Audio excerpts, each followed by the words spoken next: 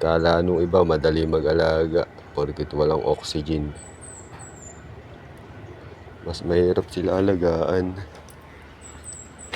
Kasi sa kanila, sa'yo nakasalalay yung buhay nila ng mga beta fry ng isda. Kaya pag hindi ka magaling, masasayang lang yung panahon at oras mo sa pag-aalaga. Yun oh. Good morning feeding tayo ng mga fry ngayon oh. Ayan sila oh. Lalaki na nila oh.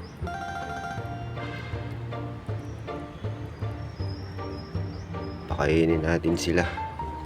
Pati ito. Yung mga malalaki tapos ko na pakainin. Ito na lang. At ako'y papasok sa work. Malilate na ako. Ayan o. Naka-riding boots tayo ng Stitch Sole. Ayan o. Kuha tayo ng BBS. Kasama na pati tubig niyan. Labo-labo na yan.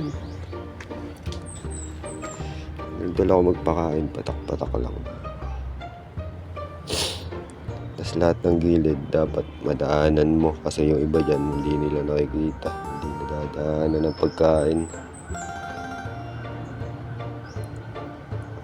Ayan, ganyan na kasimple mag-alaga ng fry.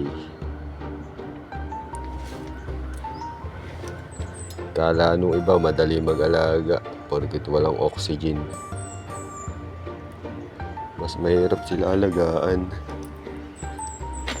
Kasi sa kanila, sa'yo nakasalalay yung buhay nila ng mga beta fry ng isda. Kaya pag hindi ka magaling,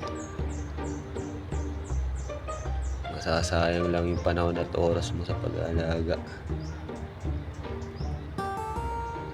Kaya kailangan iba yung pag-iingat. Nakakatuwa itong mga to, lalaki na nila agad oh.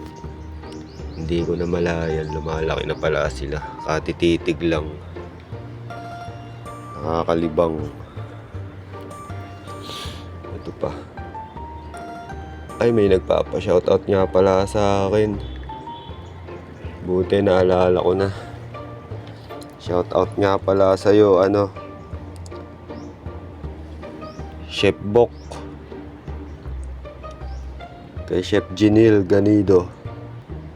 Ka-work ko. Ano yun eh?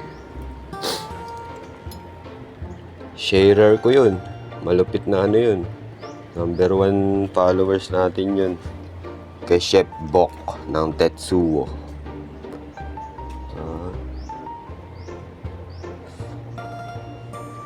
Okay na siguro yan.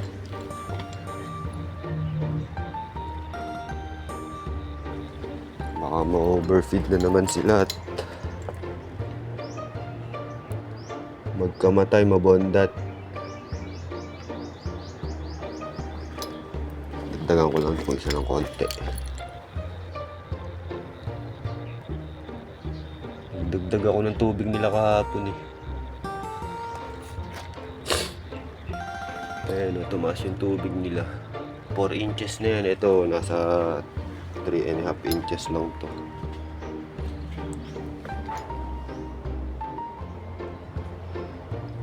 So yan, may sobra na naman akong konti. Hindi ko ilalahat yan dahil mabubulok lang yan. Magkaka-ammonia lang yung tubig nila. So hanggang dito na lang. Fish.